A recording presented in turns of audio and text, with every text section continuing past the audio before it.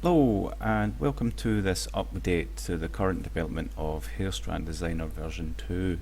Now I'm going to repeat the fact that I've made this version 2 because it's going to be so different from 1.287, which is the current version, and it will be the current version for another few months, at least 3 or 4 months, while I develop this. Okay, so what you'll see is the familiar setup, but there's the additions of X position, Y position, rotation, and a few different changes here. The UI is a little bit darker, and there's all these sets here. In the future I might make more than 16 sets, but for now there's 16 that you can play around with. So this basically signifies which set is active, and I've been working on just making a little kind of radio button here to show you what set that is. But you can do some new cool things that I've been working on, like if you hold down control you can move the set around, okay, or you can actually use the sliders here, and also you've been waiting on the rotation thing, so you can hold down Alt and that'll rotate, or use the slider and that lets you rotate to any angle you'd like. The usual thing works with the spacing. You've got the length control, number of strands, you can change the tapering and the root and tip, and that all works nicely with the rotation. So this means you can make like several strands really easy, bunch them together. And as I was making this, I realized that it would be really good to make it so that you could copy and paste the settings of one to another. The only thing I've not copied is the positioning, because for obvious reasons it would just end up in the same place. But let's check this out. So you click copy and this little blue light appears to show you what settings have been copied recently, and then you click on your new set. Now when you click each new set it makes a single strand for you, and they've all kind of been offset, right, so you get a good starting point. And if I click on each of these, now that's what I was talking about, that I've been working on something that just tells you what strand this is, because it's really hard to tell.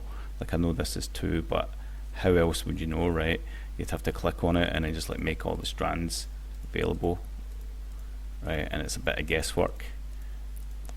Okay, so basically when you click on one of these it becomes active, and you click paste, it copies the same settings from that strand, the active one, to the new one, and then you can hold down Alt and rotate it and bring it around here and make some pretty cool effects. If you want, you can do some cool stuff.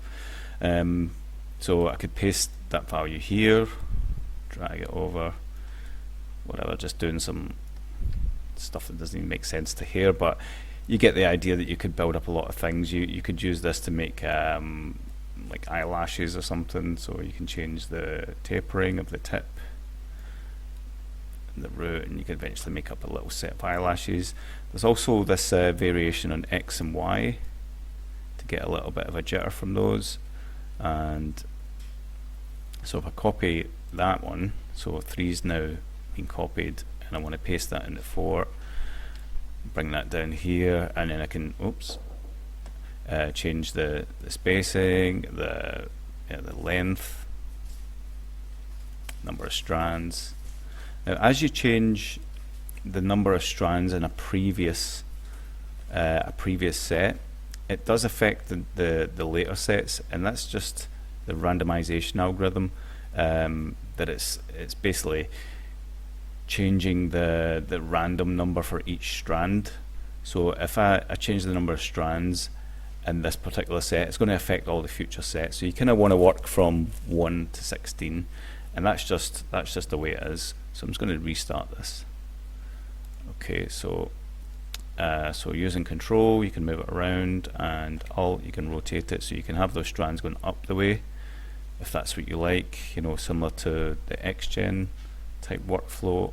You can change the X position, spacing, usual thing, right, tapering. So the root is now down here and the tip is up here. I also want to introduce something that just gives you a bias, so the root and the bias can sort of be shifted, but I'll work on that. Fading's not done yet, mixing's not done yet. Seed value works fine. These, what is it, the wave frequency, that all works the same as the previous one. You can use the up arrow to increase the definition and down to decrease. These will become like little buttons here that just says like fast mode, preview, high preview, high quality preview, and things like that, just to switch into different modes. Just now I've just got it accumulating or decreasing, and it's quite a nice effect. None of these things work yet. The generate doesn't do anything. There's nothing available. There's no view window yet.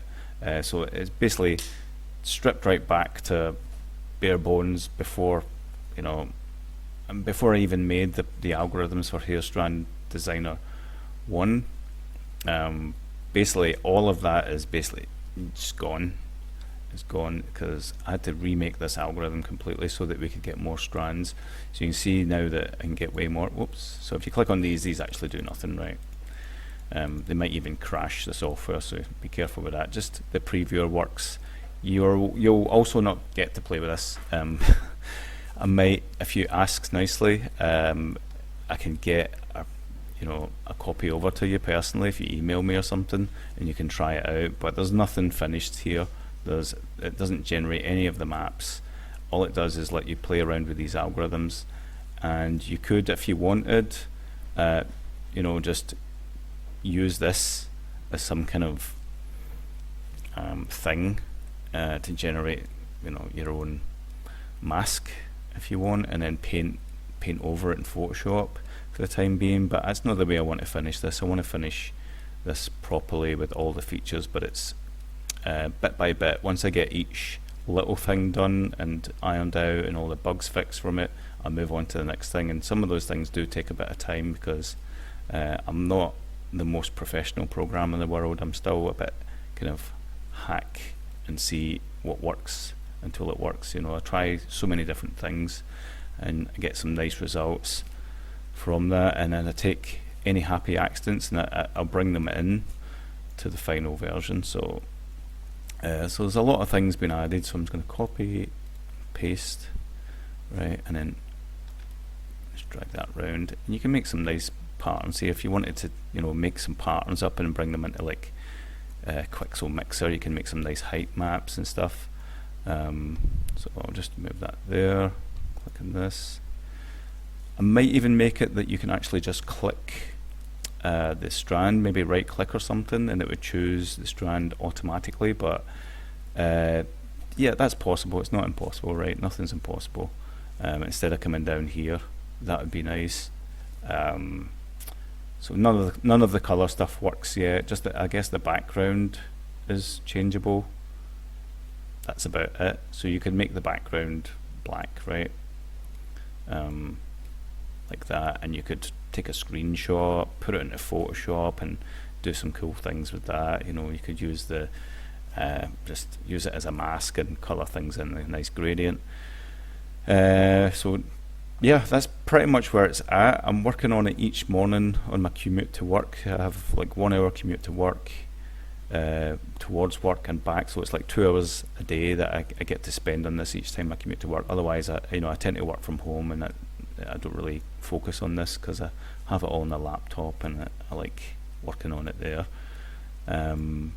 It's coming along nice. You can make a whole bunch of strands now. It's not limited like the first one, and I know a few more ways to optimize it, and I might even find a way to get all this to work in a shader itself, instead of it drawing all these lines and dots, because that's basically what this is made up of, is just a bunch of lines, and they sort of dash and dot their way to make these strands. So if you see, if I decrease this, you see it's like a dash, then there's a dot, dash, then a dot, and it makes up these strands, and it uses this funky algorithm. Even then, it's not perfect. There's a few deviations in it, but when you increase the definition, those deviations tend to go away. And I will be looking to make 4K and 8K textures this time round. I tested 8K maps and it works fine, doesn't crash out. I like how it kind of organically tries to update here. It's because some of the algorithms are a little bit post-process, so it works out how these strands should be positioned after the rotation, and there's been a few funky things like that happen, and it's quite It's quite interesting to see. So you got your thickness the same. Let's see, thickness, and then number of strands. You can put that way up, you know, like 54 strands for that set. Decrease the spacing. You got your tapering, your wave minimum and maximum. That helps create the variation, and frequencies as well. And you press space to shuffle it all up. You can roll the dice. You can type in, you know, the seed code if you want. All the usual stuff. There's tons of stuff to get done, as well as generating these maps. And the first way around, the way I did the normal map was very hacky. It was just a little normal map ball that just got blitted down the strands, and that's no good anymore. It's too much of a winging it sort of feature. It works fine, you know, it does what it does, but I really want to make a shader that just takes the depth map or something and creates a normal map, the same way as you would like take the depth of a rendered hair set and put it into whatever you use, like X normal, what's it called, bitmap to material, or NALD, or Crazy Bump, CP3 online was a normal map generator. There's loads of things you can use to make normal maps, and you could even take, you know, these and blur them out, make normal maps. So the only thing you don't have control of really is any of the color stuff yet, but these are fairly trivial things to add, and they're coming soon. I want to focus a little bit on the mixers. So if you press F8, it takes you to the you know, the mixer here, and you can sort of change these strands up. There's different ways of viewing this, but this all needs work as well. This is all kind of debug-ish. And to go back, I press enter, and then you would bring that in to your strand set, and it would mix that up. But none of that's working yet, so let's just add another one here. I'm going to copy what's in one. It is lagging a good bit now, so I'm going to just decrease the resolution.